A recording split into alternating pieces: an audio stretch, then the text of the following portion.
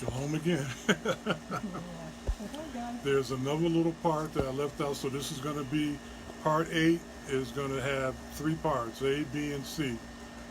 This is C, and I'm pretty sure this will be the last of it. I'll try to spank myself even if I think of something else. Hmm. But another thing that I wanted to mention, um, there have been individuals out there that I've encountered over the years who will say that um, they want to cite the new moon the way Jesus did it, the way Yeshua did it, and um, they have to see the crescent uh, for the new moon to begin. And they actually, in this country, in America, in the USA, they actually have people or even some type of service that they subscribe to. I don't know what it is, but they have people in Jerusalem who call them up and let them know that the crescent has been sighted in Jerusalem. Okay?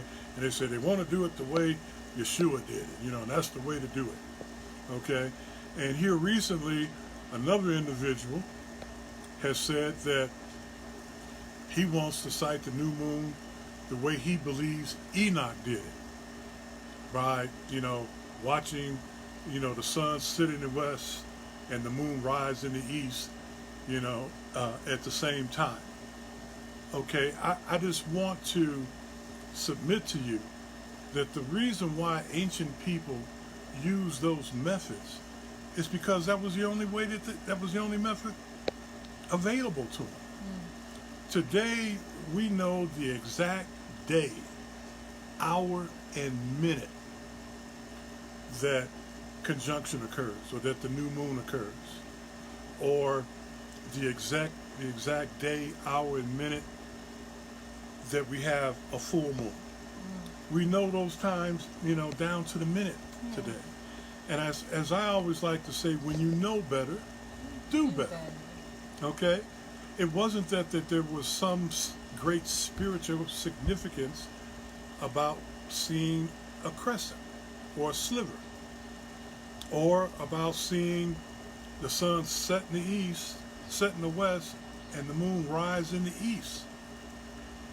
It was the only way.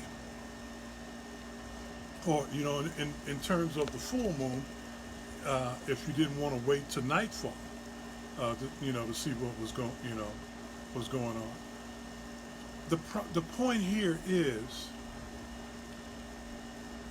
sighting the new moon, or even the full moon, has never been about scientific, mathematical precision. We get 1 to 3 days grace where this anointing of the new moon and the full moon is still available. Because in the case of the new moon, you may not see the crescent until 1 to 2 days, or maybe even 3 days after it actually occurs. Sometimes the new moon will occur in the afternoon, p.m., 12, 1, 2 o'clock p.m. Sometimes it will occur during the wee hours of the morning. Okay? And you won't see it until the crescent, until maybe 1 or 2 days later, or maybe as much as 3 days later, depending on the time of the year and atmospheric conditions. Same thing can occur with the full moon. Maybe you don't see it the first night. Maybe it's cloudy. So we have 1 to 3 days grace in the sighting of things. It's not about the precision and mathematical calculation and accuracy. The anointing is available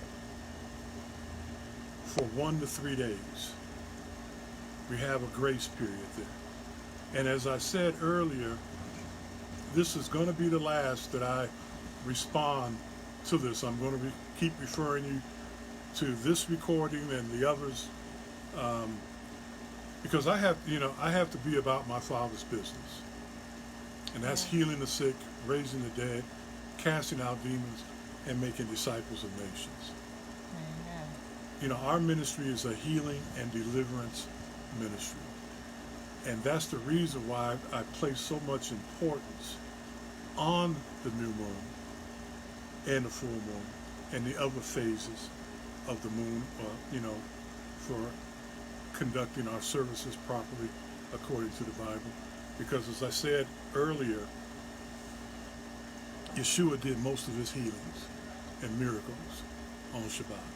Mm-hmm. And that's what I don't want to cite the new moon the way he did it. I want to, Right.